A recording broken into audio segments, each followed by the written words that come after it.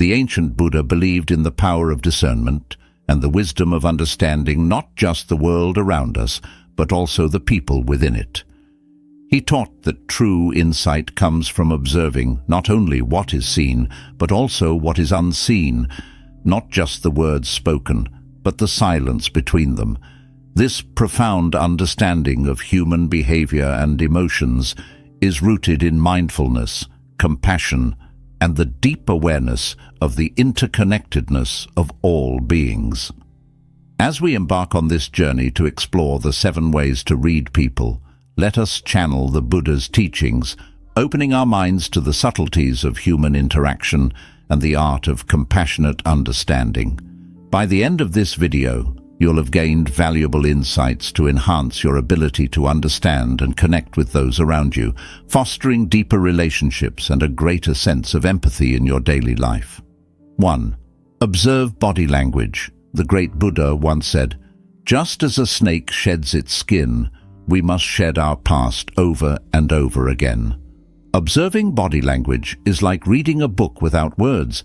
It's about noticing the little things that people do, often without even realizing it, which can tell us a lot about what they're really thinking or feeling. When you're talking to someone, look at how they stand or sit. Are their shoulders tense or relaxed? This can tell you if they're comfortable or anxious. Notice their arms too. Are they crossed in front of their chest? This might mean they're feeling defensive or closed off. But if their arms are open or at their sides, they're likely feeling more open and receptive. Pay attention to their facial expressions as well. A genuine smile, one that reaches the eyes, shows real happiness or friendliness. On the other hand, a tight, small smile might mean they're just being polite, but not really happy. And don't forget to look at their eyes. Are they making eye contact? This can show confidence and honesty. But if someone is avoiding eye contact, they might be feeling shy, uncomfortable, or even dishonest. Also, watch for small gestures. For example, if someone touches their neck or face a lot while talking, it could be a sign of nervousness. Tapping feet or fidgeting might also indicate a restlessness or impatience. The key is to not just see these actions, but to try and understand what they mean in the context of the conversation or situation. This takes practice, but over time you'll start to see patterns and get better at reading these subtle cues. Just remember, as the Buddha suggests, we're all constantly changing, just like a snake shedding its skin. What someone's body language shows one day might be different the next, so it's important to keep an open mind and not jump to conclusions too quickly. 2. Listen actively. To understand everything is to forgive everything. Listening actively is an essential skill that goes beyond just hearing words. It's about fully engaging with the speaker, showing empathy, and understanding the underlying emotions and thoughts in their communication. This type of listening transforms how you interact with others and deepens your connections. Imagine you're having a conversation with someone. They're sharing their experiences, thoughts, or feelings with you. Active listening requires your full attention. You need to focus on their words, but also on the tone of their voice, the pace of their speech, and the pauses they take. These elements can reveal much more than the actual words. For instance, a friend might say, "I'm okay," but their tone might be flat, or they might sigh, indicating they're not as okay as they claim. By paying attention to these cues, you gain insight into their true feelings, which might be hidden under their words. Active listening also means empathizing with the speaker. When you empathize, you're trying to understand their perspective and emotions. This empathy can be shown through your body language, like nodding in agreement, maintaining eye contact, or verbal affirmations such as "I understand," or "That must be hard." It's important to let the speaker express themselves fully without interruption. This shows respect for their thoughts and feelings and ensures you're getting the complete message. When they finish speaking, summarizing what you've heard and asking clarifying questions can be helpful. This not only confirms your understanding, but also demonstrates your interest and engagement. Through active listening, you're not just comprehending the spoken words, but also tuning into the unspoken messages. This deep level of understanding can significantly enhance your relationships and interactions, aligning with Buddha's wisdom that understanding leads to forgiveness and compassion. Active listening also means empathizing with the speaker. When you empathize, you're trying to understand their perspective and emotions. This empathy can be shown through your body language, like nodding in agreement, maintaining eye contact, or verbal affirmations such as "I understand" or "that must be hard." It's important to let the speaker express themselves fully without interruption. This shows respect for their thoughts and feelings and ensures you're getting the complete message. When they finish speaking, summarizing what you've heard and asking clarifying questions can be helpful. This not only confirms your understanding, but also demonstrates your interest and engagement. Through active listening, you're not just comprehending the spoken words, but also tuning into the unspoken messages. This deep level of understanding can significantly enhance your relationships and interactions, aligning with Buddha's wisdom that understanding leads to forgiveness and compassion. By developing your active listening skills, you open the door to more profound and meaningful connections with others. 3. Ask open-ended questions. The mouth should have 3 gatekeepers. Is it true? Is it kind? And is it necessary? When you want to connect with someone on a deeper level and truly understand what they think and feel, it's essential to ask open-ended questions. These are questions that can't be answered with a simple yes or no. Instead, they encourage the person to share more about their thoughts and emotions. For example, instead of asking, "Did you have a good day?" which can be answered with a simple yes or no, you can ask, "What made your day special today?" This kind of question invites the person to talk more about their experiences, feelings, and perspective. When you ask open-ended questions, you create a space for meaningful conversations to unfold. People are more likely to open up and share their thoughts and feelings, giving you valuable insights into their world. This can help you understand their perspective, motivations, and emotions on a deeper level, fostering better connections and relationships. So remember the 3 gatekeepers. Is it true? Is it kind? And is it necessary? Ask questions that pass these gatekeepers, and you'll build stronger connections with those around you. 5. Be mindful of your biases. Imagine gazing up at the sky on a clear day. You'll notice something fascinating. There's no visible line or boundary separating the east from the west in the vast expanse of the sky. It's all one continuous, interconnected space. Now think of your mind as a space where you create distinctions, much like the imaginary line between east and west. These distinctions, often referred to as biases, are shaped by your past experiences, cultural influences, and personal beliefs. They can lead you to perceive people as different or similar to yourself, based on various factors such as appearance, background, or beliefs. Here's the crucial part. These biases can act like tinted glasses through which you view the world.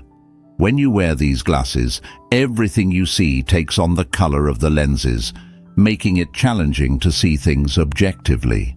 Similarly, when you carry biases or judgments about others, your perception of them may become skewed. Being mindful of your biases involves a conscious effort to recognize and acknowledge these preconceived notions that exist within you. It's essential to understand that everyone has biases. They are a natural part of human cognition. However, the key is not to let these biases cloud your judgment when you interact with others. Strive to see people without the filter of your biases, as they genuinely are, unique individuals with their own experiences, feelings, and perspectives. By doing so, you open yourself up to a deeper level of understanding and empathy, allowing you to connect with people on a more authentic and meaningful level. Remember, it's about seeing beyond the labels and judgments, which can lead to richer and more fulfilling relationships with others. 5. Don't judge. In the words of Buddha, "Judge nothing, you will be happy. Forgive everything, you will be happier. Love everything, you will be happiest." This profound teaching urges us to resist the impulse to hastily form judgments about people. It's a reminder that each individual carries a unique life story with its own set of experiences, trials, and triumphs. When we exercise the art of non-judgment, we create a profound shift in our interactions with others. By accepting people as they are, without preconceived notions or biases, we pave the way for genuine understanding. This acceptance fosters not only a deeper comprehension of others, but also the cultivation of more meaningful connections. It's akin to embracing the rich tapestry of human diversity and approaching every person with an open heart and an open mind. In doing so, we not only enrich our own lives, but also contribute to the creation of a more compassionate and harmonious world, one devoid of unwarranted judgments. This practice of non-judgment is a powerful tool for personal growth and building bridges of empathy and respect in our interactions with others. 6. Practice empathy. Buddha once said, "When watching after yourself, you watch after others. When watching after others, you watch after yourself." This profound wisdom reminds us of the power of empathy. Empathy is like a bridge that connects us to the feelings and emotions of others. It's not just about feeling sorry for someone, that's sympathy, but rather it's about truly understanding what they're going through. It's like stepping into their shoes and seeing the world from their perspective. Imagine you have a friend who's going through a tough time. Instead of just saying, "I'm sorry to hear that," try to understand how they must be feeling. What are their worries, fears, and hopes? What's causing them joy or sadness? When you make an effort to understand their emotions, you're practicing empathy. Empathy is a powerful tool for building meaningful connections with others. It shows that you care and that you're there to support them. When you watch after others in this way, you also watch after yourself because it enriches your relationships and makes you a more compassionate and understanding person. So the next time you encounter someone going through a difficult moment, take a moment to truly understand their feelings. It's a simple yet profound way to make the world a kinder and more empathetic place. 7. Be patient. In the profound words of Buddha, everything is based on mind, is led by mind, is fashioned by mind. If you speak and act with a polluted mind, suffering will follow you, as the wheels of the ox cart follow the footsteps of the ox. This ancient wisdom highlights the incredible power of our thoughts and actions in shaping our lives. When it comes to the art of reading people accurately, patience plays a pivotal role. It's a gentle reminder not to hastily judge or draw premature conclusions about someone's character, intentions, or feelings. Instead, it encourages us to grant ourselves the gift of time in the process of understanding others. Building a genuine understanding of someone's emotions, motivations, and inner world is not something that can be rushed. It's akin to tending to a garden. Just as flowers need time to bloom, so does our ability to delve into the complexities of human behavior and emotion. By embracing patience on this journey, you open doors to discovering the subtleties and intricacies of human nature. Trust and understanding are cultivated slowly, and through patient observation, you'll uncover the myriad layers that make up each individual. So remember, it's perfectly fine to take your time. In doing so, you'll gradually and gracefully evolve into a master of reading people, gaining profound insights into the rich tapestry of human existence. The journey to reading people like a Buddha is a transformative one, filled with profound insights and connections. These 7 tips, each accompanied by a guiding Buddha quote, offer a pathway to becoming a master of human observation, observing body language, listening actively, asking open-ended questions, being mindful of biases, practicing empathy, avoiding judgment, and embracing patience are not just techniques, they are tools that can help you navigate the complex web of human emotions and intentions. As you embark on this journey, remember that it's not a destination, but a continuous process of growth. The wisdom of Buddha reminds us that understanding others begins with understanding ourselves. By shedding our preconceptions and biases, we open ourselves to the richness of human diversity. Incorporate these lessons into your daily life, and you'll find that your interactions become more meaningful and your connections deeper.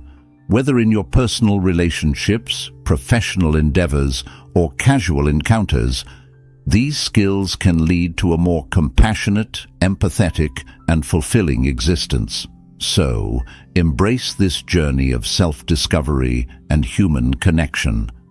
With practice, you may even surprise yourself with your newfound ability to read people with wisdom, compassion, and the grace of a Buddha.